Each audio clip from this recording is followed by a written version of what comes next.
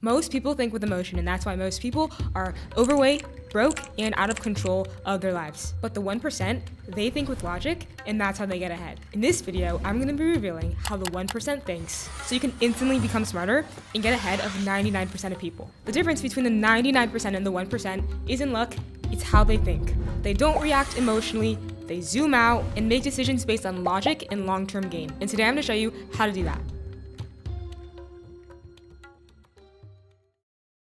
Now, my first frame that I like to use when making decisions is called the mentor frame. This frame is so good because it pulls you out of emotions and pulls you into logic. See, what most people don't understand is that emotions are stronger than logic. 99% of people make decisions with emotions and then they justify those decisions with logic. When we're in the moment, it's really easy to make emotional decisions. We choose comfort, we protect our ego, we choose laziness. But when you zoom out and use the mentor frame, which I'm about to teach you, it makes it really easy to see what the correct decision is. You can't be objective when you're feeling the fear, the doubt, and the laziness. Stepping out mentally gives you the same clarity that you'd have if a friend was coming to you with the same exact problem that you have. Have you ever thought like it's really easy to solve your friend's problems, but when it comes to your own, you get really overwhelmed and you make the wrong decision?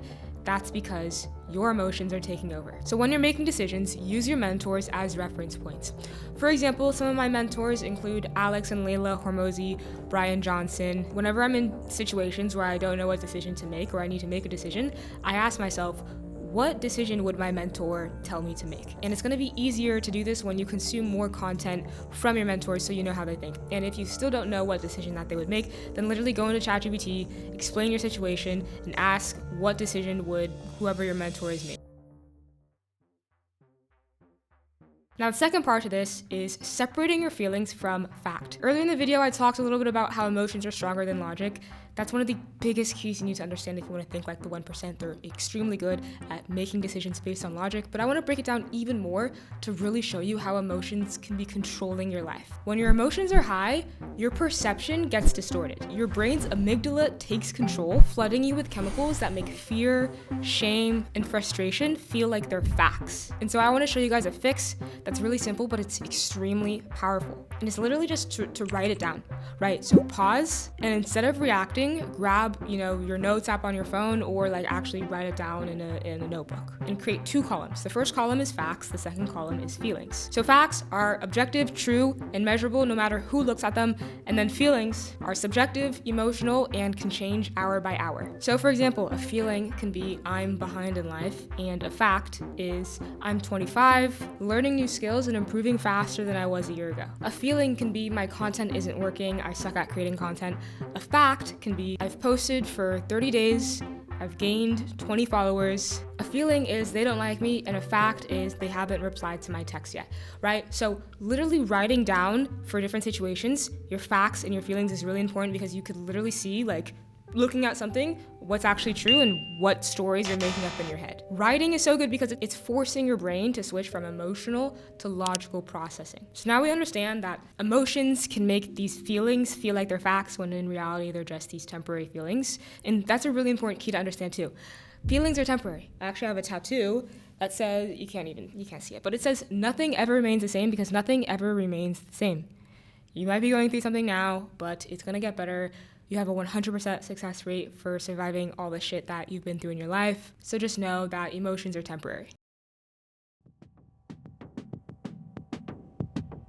Now, the next thing that the 1% do is they create logical rules for when they get in these high emotion states. You can't rely on logic when you're emotional because, like we talked about before, the prefrontal cortex of your brain is shutting down, so logic isn't available. When your body floods with emotion, whether that's like anger or sadness or anxiety, your brain is literally rerouting blood flow away from your prefrontal cortex, which again stimulates the logical processing, to the limbic system, which handles survival. And that's why emotions can feel stronger than logic.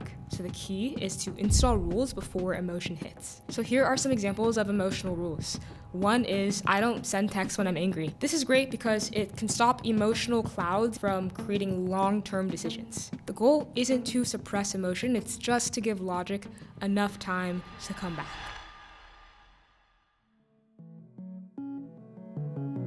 And the last frame that I want to touch on in this video is the regret minimization frame. So it's really simple. Just imagine yourself when you're 80 years old. Maybe it's really hard for you to walk now, and you spend most of your days in bed, and you're reflecting on your life. Ask yourself, would you have regretted not doing this, not taking the action that you're thinking of taking right now? Almost always, the regret of not trying hurts more than the regret of failing. For example, let's say that you meet a pretty girl or hot guy and you want to ask them out, but you're scared. When you're 80 years old, do you think that you would have regretted not taking more shots? Or maybe you want to have a conversation with somebody, but you're too scared to have that conversation. Do you think when you're 80, you would have regretted not having that conversation earlier? This is one of my favorite frames because it really helps you make the decisions that you know that you should make, but you're just too scared to. Again, these are these emotions of fear and anxiety holding us back from doing the shit that we know that we need to do.